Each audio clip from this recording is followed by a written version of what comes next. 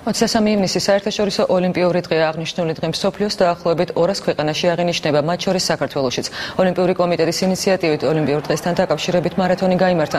მარათონმა სტარტი ფილარმონიასთან აიღო და მშვიდობის ხიდთან დასრულდა. მარათონში მონაწილეობა მიიღეს დიპლომატიური კორპუსის წარმომადგენლებმა და საზოგადოებისთვის ცნობილმა სახეებმა.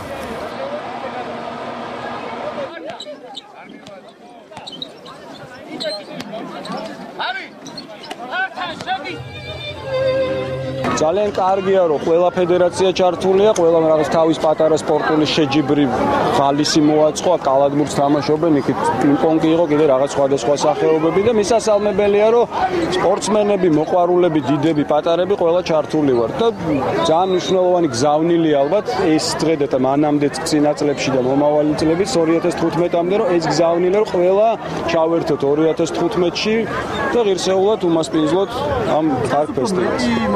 საქართველოს დიდი ხანია შეუერთდა მოძრაობას, მაგრამ ჩემი გამოცდილებით ადრინდელს თუ შევადარებთ, ეს იყო ყველაზე მასობრივი გარბენი და ამაში თქვენს ჟურნალისტები და თქვენი კოლეგებიც ამომეწმებიან, ძალიან ბევრი ხალხი მოვიდა და ეს ძალიან კარგია, ეს გვახარებს პირველ რიგში ორგანიზატორებს. ცოტა გამიჭირდა, ვერ ვიტყვი რა გამიჭირდა, მაგრამ ძალიან კარგი იყო. ეს არის დღესასწაული.